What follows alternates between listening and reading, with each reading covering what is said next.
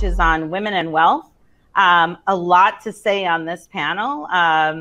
So we have a great agenda put together on that. We have Adrienne Penta, who's joining us from Boston. She is the executive director of Brown Brothers Harriman Center of Women and Wealth. She's joined by Tash Elwyn, who's in Florida. He's the president and CEO of Raymond James.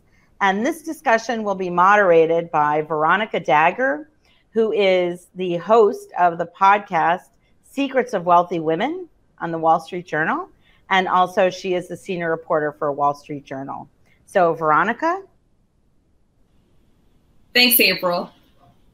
So Adrienne, I want to start with you. You've said several of your clients are really passionate about sustainable investing. We see in the Capgemini survey that many women favor sustainable investing over men. They're more likely to want to be invested in sustainable investments. Can you tell us what's happening here? Great question. Thanks, Veronica. So I think that sustainable investing is a way for women to connect their values and what they care most about to how they invest their money and how they deploy wealth in the world. So I think it's actually a symptom of women being very interested in values-based decision-making. So it's part of how, as advisors or as wealth managers, we help our clients connect their values to their action, but it's not the only way. What we see in our practice is that women, but men and women, I'd say, are very interested in thinking about how to align their values and their decision-making. So at the Brown Brothers Harriman Center for Women's Wealth, we've actually created a tool set around that to help our clients think about how their values connect to the actions they take with their wealth. What types of sustainable investments might they favor? So I don't think that there's a one-size-fits-all approach. And I think that sustainable investing is a very specific, unique output of a family's or an individual's perspective and what they care about. So we try to start with our clients on what are your values? How do you articulate your values? How do you live your values in the world? And how do you want to connect that to what's in your portfolio or what you don't want in your portfolio? Tash, the coronavirus crisis, Black Lives Matter protests, very much in the ether right now. How do you think, or will that impact people's investment behaviors, especially women who may be more interested in socially conscious or sustainable investments?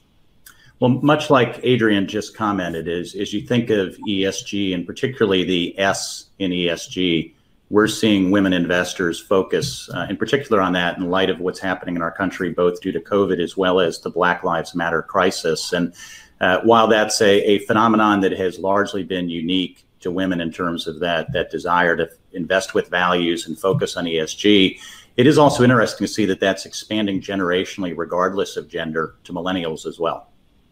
Interesting. Tash, what would you say the mood is among some of your firm's female investors right now? There's a lot of uncertainty in the world.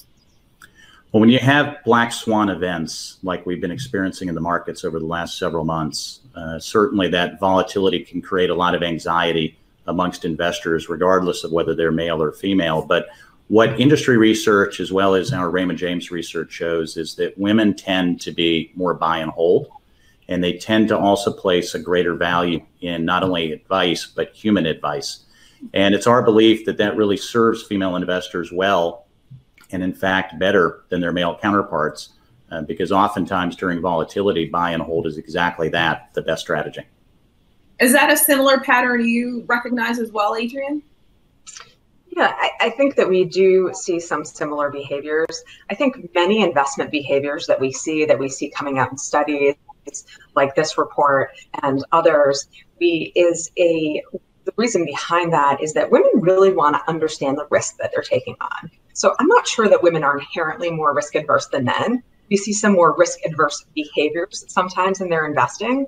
And in part, I think that's because they really want to understand what all of the risks are, internalize those, and then educate themselves about what the options are before they take on an asset allocation or before they make an investment.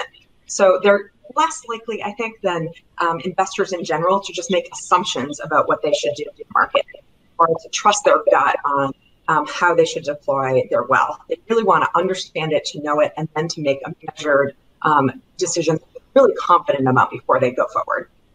Studies have shown in the past that women tend to hold more cash in their portfolio than men. Are you seeing an increased desire for cash these days by some female investors, Adrienne? I think volatility brings a gut reaction for all investors that I want more cash, I want more security. And what we see, I think, across all investors, but specifically with women, is that if they know what they own and why they own it, which is a core tenet of our investment philosophy, then they're more comfortable staying invested for the long term through the volatility, through the market cycle. So I think it's really important that advisors with their female clients really spend time and in the way that those clients want the information delivered, in the way that they want their questions answered, is really important to get them to that level of comfort and confidence so that they can remain invested throughout the cycle. And I think where we see folks pulling back or asking for more cash, it's that there hasn't been, they might be newer clients or they might be less comfortable with the philosophy or the process. So it's really key, I think, to invest in that relationship between an advisor and the client, especially when those clients are women. We're going to talk a little bit more about advisors in the wealth management industry. One of the things we've spoken about on my Secrets of Wealthy Women podcast at the Journal is that there's still a difficult time trying to get women as advisors in this industry. A lot of women may not know about the career or may not be interested. So Tash, I want to get a sense of how are you getting women to be more interested in this career? So I think so much of this begins with education and the old saying that to be it, you have to see it. And that's why it's so important for us at Raymond James to partner with our Women's Advisory Council within the broader Women's Network for Financial Advisors, which is in its 26th year. It's some 1,200 plus women strong today. And by partnering with the Women's Advisory Council, particularly on a mentoring standpoint, we've been focused on trying to attract new entrants to the profession. And that's both recent college graduates as well as career changers. And we've done this not only through mentoring, but also through some very specific programs that we think create more natural pathways to be able to attract, support, and retain women. Two of those in particular that I would highlight today would be a program we called RAMP, which is our Registered Associate Mentoring Program. And this is a program designed to help women already part of the Raymond James family see career pathways to become a financial advisor. And so looking at that broad universe of service associates, many of which are predominantly women, we've created an opportunity for them to be mentored and to have a natural pathway to then become financial advisors themselves.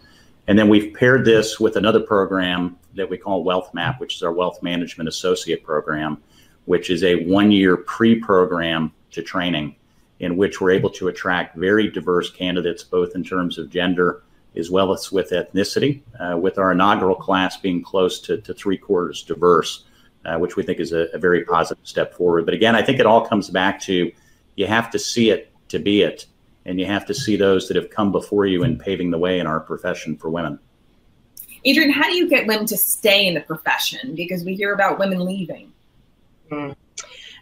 I think that, and I would echo what Tash just said, I think it's important to have women at all levels who are invested in retaining women at the firm, both at a leadership level, but throughout the firm, so that there can be mentorship and sponsorship, importantly, at every level. Because, and I think it's important not only for women to do that work, but for men to do it as well. And the most important conversations that are had about your career happen when you're not in the room. So really important for all of us to think about sponsoring all of the diverse members of our workforce, because I think it's incredibly important for advisor teams to have diversity of all types. That's a great place to end. Thank you all for your thoughts and considerations. We really appreciate the time. That was such an insightful panel. Certainly, women in wealth is another really important segment that we need to pay attention to globally.